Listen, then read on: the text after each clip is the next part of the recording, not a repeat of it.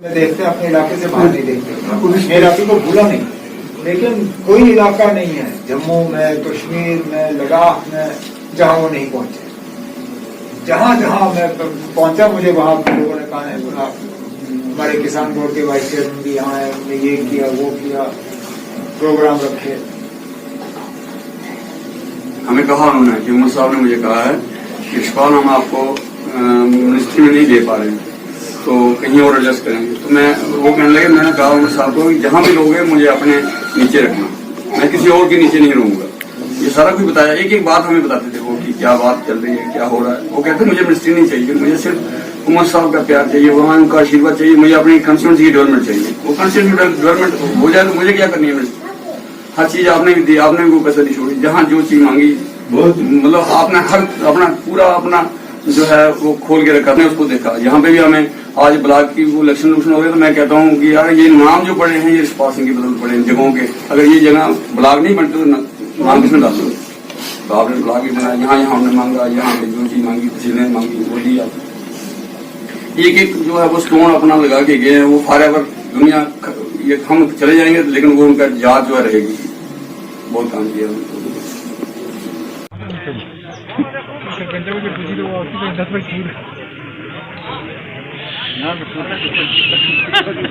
साहब बिठाओ इधर वो कौन आकर नहीं आकर मैंने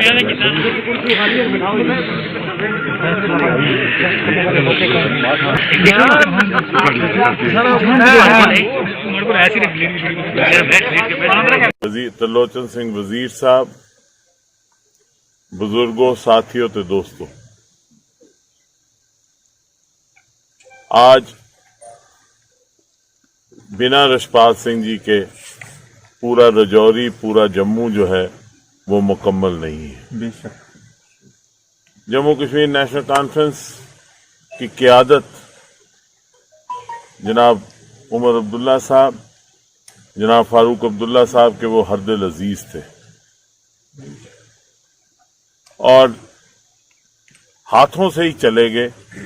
और जैसे चले गए तो मैं ये समझता हूं कि जिस तरह से आप सबको दुख हुआ उसी तरह से नेशनल कॉन्फ्रेंस के सारे परिवार को तो दुख हुआ, लेकिन अब्दुल्ला खानदान को ऐसे लगा जैसे उनका कोई अपना चला गया है, अपने घर का चला गया है।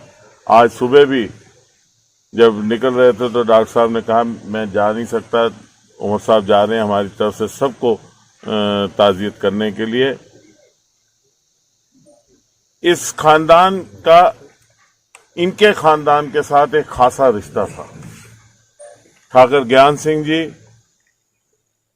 जो खुद एक मुजस्समा थे हिंदू मुस्लिम सिख इत्तेहाद के, उन्होंने हिंदू मुस्लिम सिख इत्तेहाद के बानी शेर कश्मीर शेख मोहम्मद अब्दुल्ला साहब के साथ 1975 में रिश्ता जोड़ा और आखिरी दम तक लोग मिसालें देते थे, जम्मू तक उनकी मिसालें होती थी कि अगर सही माने में कोई आदमी जो हिंदू मुस्लिम सिख इत्तेहाद में यकीन रखता है, जो हर एक को बराबरी का समझता है, तो ठाकर ज्ञान सिंह जी हैं।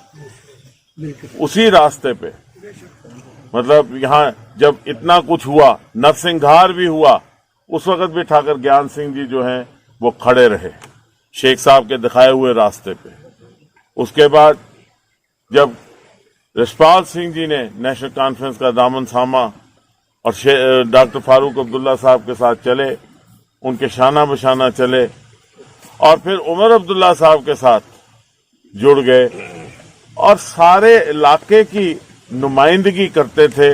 कभी उन्होंने सिर्फ अपने आप को ना तो किसी वर्ग पे महदूद रखा, ना किसी जात पे महदूद रखा, ना उन्होंने किसी बरादरी पे अपने आप को महदूद रखा, ना केवल काला कोट को महदूद रखा। जब भी बात करते थे एक साझी बात करते थे और लीडरशिप के पास जब भी जाना तो उन्होंने एक साझी बात करनी और लीडरशिप को अपना घर समझा। और मैं मुबारकबाद देना चाहता हूँ आज उमर अब्दुल्ला साहब को और फारूक अब्दुल्ला साहब को। क्या होता है, जाना हर एक ने है, लेकिन एक रिश्ता होता है, ये भी एक परिवार है, ये परिवार के बड़े हैं, हमारा ये परिवार है। आखिर है के मतलब सियासत हो या जो भी है, आखिर एक पारिवारिक रिश्ता है ना, सिर्फ झंडी डंडी ਲਈ नहीं है, पारिवारिक रिश्ता है। और इस पारिवारिक रिश्ते दे विच ये साडे ਅਸੀਂ परिवार ਦਾ ਇਹਨਾਂ ਨੂੰ मुखिया समझेदा है। हमने इनको मुखिया मान के हम इनके पीछे चल रहे। इन्होंने ही हमारा ध्यान रखना है। जिस तरह की दर्द इन्होंने महसूस की, मैंने देखा अपने वर्कर के लिए, जो जितनी दर्द मैंने उमर अब्दुल्ला साहब में महसूस की, जितनी इनको दर्द महसूस हुई, ना केवल रशपाल सिंह जी, किसी भी, लेकिन रशपाल सिंह जी के लिए खास तौर पे जिस तरह का कंसर्न और जिस तरह की दर्द, इससे आदमी समझता है कि मैं इस परिवार का हिस्सा हूं, जिसका मुखिया जो है वो मुझे सिर्फ एक शख्स नहीं समझता, एक वर्कर नहीं समझता, मुझे अपने परिवार का एक निशान समझता है। मैं समझता हूं कि वही एक सहारा है। जाना सारे ने, आज हो गया, कल किसी और ने चले जाना, फिर किसी और ने चले जाना, लेकिन इन्हां दा जेड़ा प्यार है वो जेड़ा है वो रखदा सारा। और इन्होंने जेड़ा प्यार, फिर उसके बाद जो इन्होंने इस परिवार के लिए सहानुभूति, इस कोरोना में भी नहीं आ पाए, लेकिन जब आते ही कहा कि मुझे वहां जाना है और वहां करना है, मैं तंजीम की तरफ से आपका जनाब ये मौका नहीं है, लेकिन शुक्रिया जरूर करूंगा, शुक्रिया जरूर करूंगा। इस परिवार की तरफ से भी आपका शुक्रिया करूंगा, जिस तरह से आपने इनके परिवार के लिए और सारे कालाकोट का ये परिवार जो यहाँ है, जिसके लिए आपने जितना प्यार आपने दिखाया, जाती तौर पे, जिस अगर हम आज निकले वहां से रास्ते से निकल रहे थे, इन्होंने कहा कि भावुक होके कहा कि ये जलसागाह होती थी जहां रशपाल सिंह जी होते थे। तो बस यही काफी है, वर्कर के लिए यही काफी है, यही काफी है। आपका आना जो है वो समझिए एक इतना हम सब के लिए, ना केवल मैं कहता हूं इस परिवार के लिए, इस सारे जो समस्त परिवार है, जो हमारा परिवार है, जम्मू सूबे का भी परिवार जो आपका परिवार है, उस सारे के लिए एक बहुत बड़ा सहारा होता है। हमें पता है कि वहां उमर अब्दुल्ला बैठा है, हमारा फारूक अब्दुल्ला बैठा है, यही बहुत बड़ी बात है। मैं आज इस मौके पे जनाब अल्लाह ताला से, परमात्मा से, वाहेगुरु से ये दुआ करता हूं कि वो हम सबको अपनी हिफाजत में रखे और कमर रशपाल सिंह जी को जन्नत में जगह नसीब हो, उनकी रूह को शांति मिले और इस परिवार के जन जितने भी हैं, ना केवल इस परिवार, आपका जो परिवार पूरे जम्मू कश्मीर में है, उसमें सुख शांति अमन रहे और सब से ज़ाब्ता रहे और इस वबा से बचें, यही दुआ करता हूँ। और जनाब आपसे गुजारिश करता हूँ कि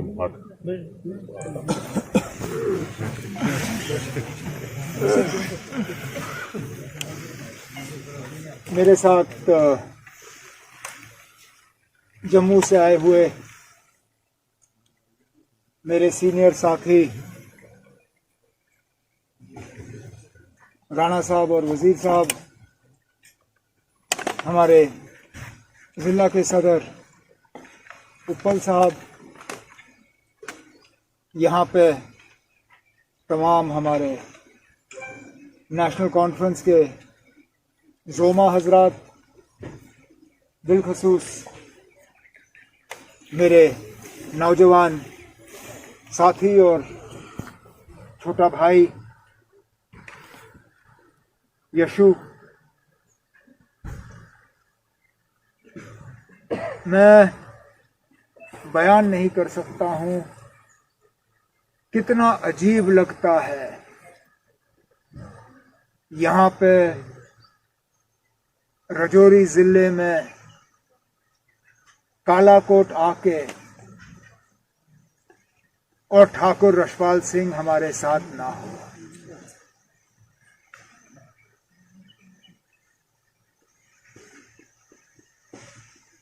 मैंने सोचा भी नहीं था कि जब पिछले साल अक्टूबर में राणा साहब और बाकी साथी मुझे मिलने आए थे, जब हम सब बंद थे, उस वक्त रशपाल भी उनके साथ था। मिल बैठ के हमने बातें की। मैंने कभी ये सोचा नहीं था कि इसके बाद रशपाल से मेरी मुलाकात नहीं होगी। यहां तक कि जब वो अस्पताल में थे और टेलीफोन पे मैंने उनसे बात की, तब भी नहीं लगा कि इसके बाद अब हमारी बातचीत नहीं होगी। वो थोड़े कमजोर थे,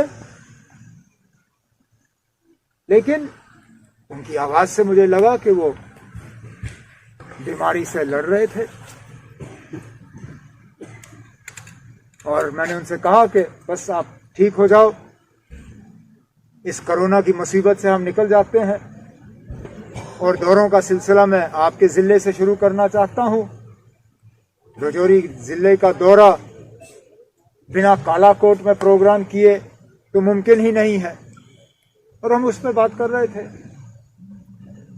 किसको पता था कि शाम को मुझे राणा साहब की तरफ से मैसेज आ जाएगा कि अब रशपाल हमारे बीच रहा नहीं।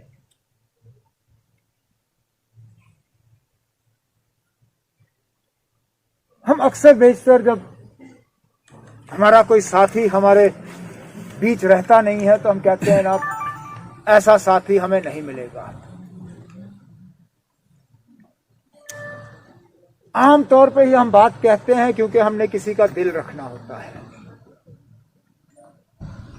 लेकिन रशपाल के बारे में जब हम कहते हैं कि ऐसा साथी हमें नहीं मिलेगा, तो ये हम किसी का दिल रखने के लिए नहीं कहते, ये हम कहते हैं क्योंकि ये हकीकत है। यहां देखें, हिंदू भी बैठे, मुसलमान भी बैठे, सिख भी बैठे।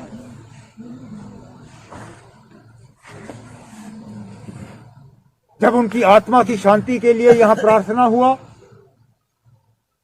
तो मुसलमान ने भी दुआ की, हिंदू ने भी प्रार्थना की और वजीर साहब ने भी। मतलब एक दिल से सेक्युलर इंसान, जो इंसान और इंसान में मजहब के बुनियाद पे फर्क नहीं करता था, कौन हिंदू, कौन मुसलमान, कौन सिख, कौन गुज्जर, कौन पहाड़ी, कौन कश्मीरी, कौन गुज्जर, कौन पहाड़ी, कौन कश्मीरी।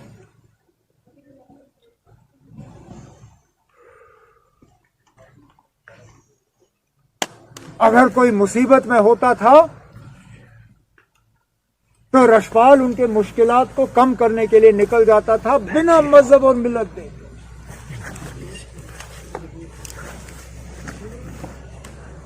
फिर रही बात तंजीम के कामकाज की, हम गाड़ी में बात कर रहे थे यहां आते हुए। अखनूर से ऊपर हमें कभी कोई परेशानी नहीं होती थी कि प्रोग्राम क्या होगा। राणा साहब की आदत है, वो हर चीज को मतलब माइन्यूटली देखते हैं, बिल्कुल उसकी गहराई तक जाते हैं। कैसा स्टेज होगा, कितनी कुर्सियां होंगी, स्टेज पे बैठेगा कौन, मीडिया के लिए जगह कहां होगी, कितने पानी के बोतल रखे जाएंगे।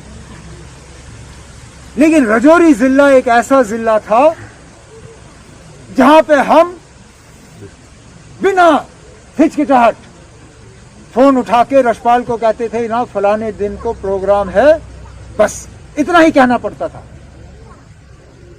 उसके बाद हमें इस बात का एहसास होता था कि और कुछ सोचने की जरूरत ही नहीं, तमाम इंतजाम वहां रखे जाएंगे और अलीशान प्रोग्राम होगा। यहां तक कि कभी कभार मैं रशपाल को डांटता था कि अब इतने बड़े प्रोग्राम करने का क्या मतलब। मैं श्रीनगर से उनसे कहता था ना, मैं कालाकोट आ रहा हूं वर्कर का जलसा, वर्कर प्रोग्राम करने, ज्यादा बड़ा मत बनाइए। यहां पहुंच के मैं सोचता था कि चलो 15, 20, 30, 40, चलो ज्यादा से ज्यादा अगर हो 50 लोग होंगे, बैठ के बात करेंगे। जब मैं आपके उस स्टेडियम में पहुंचता था 2000, 3000, 4000, तो मैं रशपाल से कहता था, भाई ये कर क्या रहे हो? कहा जनाब ये मेरे वर्कर हैं, इससे कम मैं बुला ही नहीं सकता हूं। मेरे लिए तो ठीक था, लेकिन शुरुआत यहां से होती थी। इसके बाद वाले प्रोग्राम, उनके प्रोग्राम करने वालों के टांग हिल जाते थे ना। रशपाल ने तो 5000 वर्कर रखे, मैं 50 क्या रखूंगा। तो फिर पहुंचते पहुंचते 50 लोगों का वर्कर प्रोग्राम वो 7000, 8000 का जलसा बन जाता था, क्योंकि वो हर किसी को जोड़ के मतलब अपने साथ चलाने का काम करता। और फिर जब हुकूमत में रह के वो किसान बोर्ड के वाइस चेयरमैन बने, मैंने हुकूमत में रह के गलतियां की। इंसान गलतियां करता ही है, लेकिन बहुत कम चीजों पे मैं पछताता हूं। बहुत कम ऐसे फैसले हैं जिनके बारे में आज सोचता हूं और कहता हूं शायद ये फैसला मुझे करना नहीं चाहिए था। लेकिन रशपाल साहब को वाइस चेयरमैन किसान बोर्ड से उठाना, मैं उन फैसलों में गिनता हूं जो मुझे फैसले नहीं करने चाहिए थे। क्या सोच के किया वो सब जानते हैं। चाहा था कि दूसरे इलाके भी तरक्की करें, लेकिन सोचा कुछ और था, नतीजा कुछ और निकला। अब बदकिस्मती की बात यह है कि उस फैसले को दुरुस्त करने का मौका भी अल्लाह ताला ने मुझे नहीं दिया है।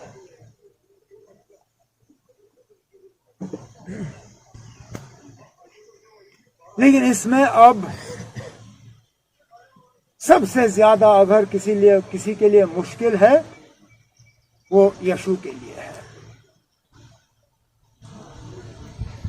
क्योंकि एक बेटे के लिए वालिद का सहारा जो है, वालिद का साया, उसकी कोई कीमत नहीं होती। एक औलाद गलतियां कर सकता है ये जानते हुए कि मेरे पीछे मेरे वालिद साहब खड़े हैं। वालिद के साये में रह के बेटे की उम्र जितनी भी हो, बेटा सीखता है। मैं 50 साल का हूं, लेकिन आज भी फारूक साहब के साये में बैठ के मैं सीखता हूं उनसे।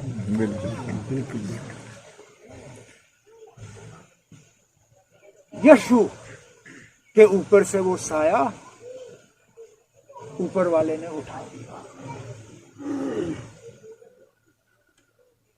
और रशपाल ज्यादा देर बीमार भी नहीं रहे। अगर कोई ऐसी बीमारी हुई होती जिसमें वक्त मिलता, शायद यशु तैयार रहता और तेजी से सीखता, बैठ के अपने वालिद से पूछता, ये क्या है, ये क्या है, इसमें क्या है। ऊपर वाले का करना देखो। सुबह अस्पताल में अंदर गए, 24 घंटे भी नहीं हुए और दम तोड़ दिया। लेकिन अब हम सबों का जो उम्र में यशु से बड़े हैं, हमारा फर्ज बनता है कि हम इनके वालिद तो बन नहीं सकते, लेकिन कम से कम कुछ हद तक वो रोल हम अदा कर सकते हैं जिसके तहत हमारे कहने या करने से ये कुछ सीख पाए। लेकिन यशु को साबित करना होगा अपने कहने और करने से कि वाकई जिस जगह आपने अब इनको पहुंचाया है, रशपाल के जगह, ये वाकई उस जगह के हकदार हैं या नहीं है। और ये हम उनके लिए कर नहीं सकते। मैं लाख कोशिश करूं, मैं वो यशु के लिए कर नहीं सकता। देवेंद्र कर नहीं सकता है, उपल साहब कर नहीं सकते, वजीर साहब कर नहीं सकते, मियां अल्ताफ साहब लाख कोशिश करें इनकी मदद करने की, एक हद तक कर सकते हैं, उस हद से आगे नहीं कर पाएंगे। बाकी इनको खुद करना होगा। लेकिन मैं इनको यकीन दिलाना चाहता हूं, और इनके जरिए तमाम जो रशपाल सिंह साहब के वर्कर और चाहने वाले रहे हैं, हम अपने तरफ से कोई कमी नहीं रखेंगे, हम अपने तरफ से कोई कमजोरी नहीं रखेंगे। आप खुदारा अपने तरफ से कोई कमजोरी या कमी ना रखिएगा, क्योंकि आज ये वर्कर जो है ये अपने आप को कमजोर, कुछ हद तक खोए हुए महसूस कर रहे हैं। कुछ सहारे की जरूरत है। और अफसोस की बात यह है, ये दुनिया बड़ी जालिम चीज है। हालात का फायदा लेने वाले बहुत आएंगे, जो रशपाल का यहां ना होने का फायदा लेके खींचने की कोशिश करेंगे, कोई दाएं तरफ कोई बाएं तरफ। हमें उन ताकतों का भी मुकाबला करना होगा। बाकी कामयाबी हार जीत ये तो ऊपर वाले के हाथ में होती है। हमारे मुकद्दर में क्या लिखा हुआ है ये कोई बदल नहीं सकता। हमें जो मिलना है मिलेगा, लेकिन उसके लिए जो मेहनत हमें करनी होगी वो हम ही कर सकते हैं, वो कोई और हमारे लिए कर नहीं सकता। और मेहनत में भी रशपाल ने कोई कमी नहीं रखी। तो वाकई अगर हम चाहते हैं कि उनकी आत्मा को शांति मिले, अगर हम चाहते हैं कि हम उनको खिराज अकीदत पेश करें, तो हमें उनके दिखाए हुए रास्ते पर चलना चाहिए। हमें यहाँ के इत्तेहाद और इत्तेफाक को जो है कायम और दायम रखना चाहिए। हमें इस खानदान के साथ और इस नौजवान के साथ बिल्कुल मजबूती से अपना रिश्ता जोड़ना जो है वो बनाए रखना होगा।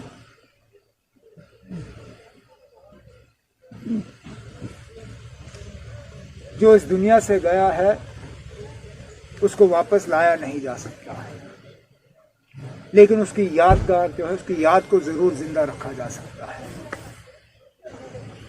रशपाल ने बहुत ऐसे नेक काम किए हैं जिसके बुनियाद पर उनकी याद को हम यहां जिंदा रख सकते हैं। वो हमारी जिम्मेदारी है। मैं आप सब कालाकोट के साथियों को अपने तरफ से, लेकिन बिलखसूस अपने सदर जनाब फारूक अब्दुल्ला साहब की तरफ से ये यकीन दिलाना चाहता हूं कि आप अपने आप को अकेले मत समझिए। इस मुश्किल दौर से भी किसी न किसी तरह हम निकल आएंगे इंशाअल्लाह। ये नौजवान, इसके पीछे हम खड़े हैं। उम्मीद करते हैं कि ये आपके उम्मीदों के बराबर उतर आएगा और साबित करेगा कि वाकई ये रशपाल सिंह का बेटा है और जिस जगह पे ये आज अपने आप को पाता है, ये वाकई उसका हकदार है।